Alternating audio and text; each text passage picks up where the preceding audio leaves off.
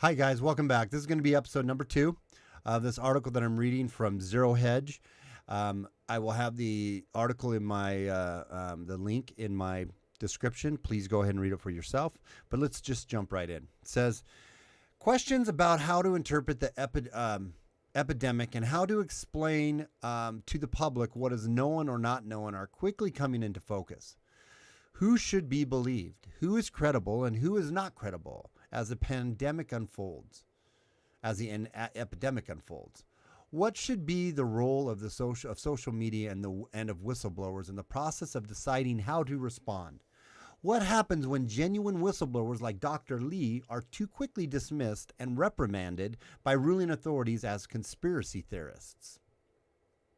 An essential task that must be faced in the initial phase of this crisis is to develop an accurate explanation of where contagion came from, and how the first victim of the novel coronavirus came to be infected. The need for some degree of certainty about the origins of the virus and its subsequent genesis is absolutely essential to the development of sound and appropriate responses. It would be highly irresponsible to rush ahead with the development of an overall strategy for dealing with the plague without making an honest attempt to get to the truth of how the contagion first came into existence. The importance of getting to the factual roots of what happened to put humanity on this epidemiological trajectory should be especially clear after the debacle of September 11, 2001.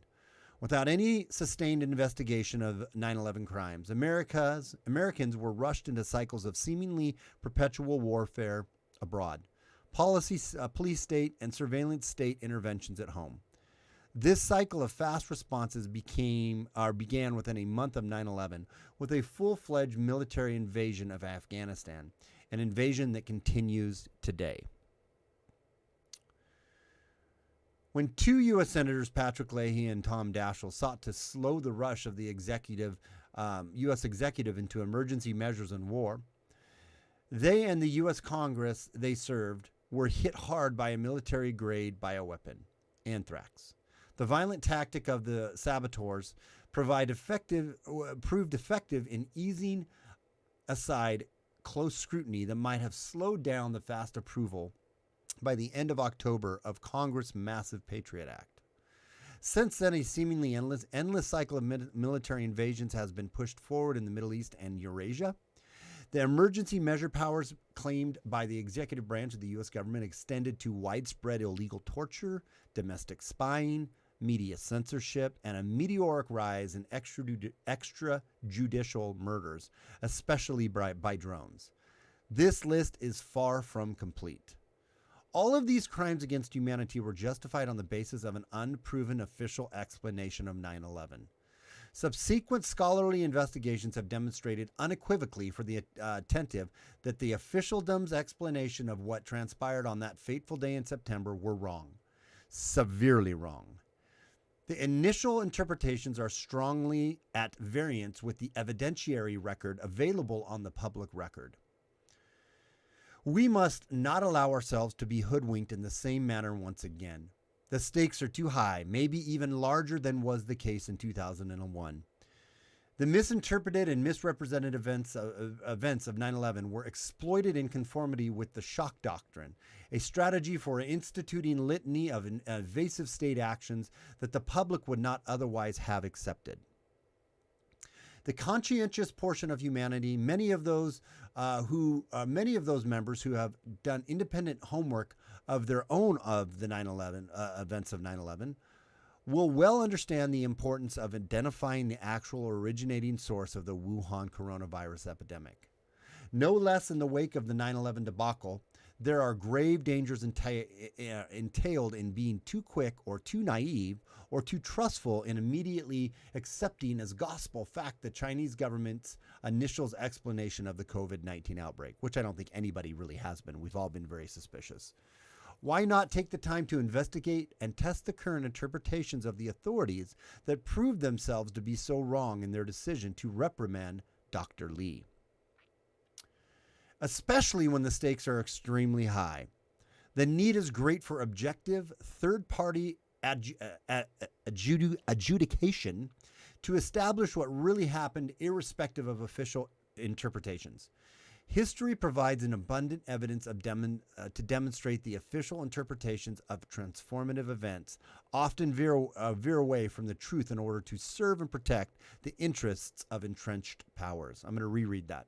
History provides abundant evidence to demonstrate that official interpretations of transformative events often veer away from the truth in order to serve and protect the interests of the entrenched in power. Sorry, I didn't have the article up on that one. I thought I did. My bad. Anyways, this is where I'm going to leave off on this video. I'm going to pick it up again, next paragraph and the next one. This is just laying out the fact, like he used the 9/11 example in this. I don't believe the official story of 9/11. I haven't got into that. I'm going to do a series on that. Our government is not truthful with us a lot of times. Sometimes they're not truthful with us because it's almost better that they're not. It's almost better. It's in some ways it could be considered we're better not. We're better off not knowing. Maybe not all the time, and I always kind of want to know the truth. But there's a certain element of the population that maybe is better off not. But in a scenario like this, no matter how much panic or fear or whatnot it could ensue, being told the truth and not being lied to about what's going on is imperative. I'm not 100% saying they are willfully lying to us because there isn't enough information yet. And the sad part is there's just too much distrust to know for sure. I'm tending to, but I don't believe we're being told the full story. I do think there's a lot of suspicious stuff going on. And I think it's time we continue understanding this and getting our information from various sources and weaving it down to what makes sense and what doesn't, what could be true, what isn't, balance it on the scales. Don't just jump off one deep end or the other. But that's kind of why I'm going to go through this little miniature series, is because I want to lay out one of the, I think this is a pretty balanced one that he lays out. So again, tune back in for episode number 3. This was number 2. We will do that soon. I don't know. I'm going to try to record these all tonight, but who knows? The article's kind of long. But until next time, it's SJG Perspective. Please tune in. Please share this out. Please like it. And that's all I can ask you to do. All right. We'll talk to you soon. Bye.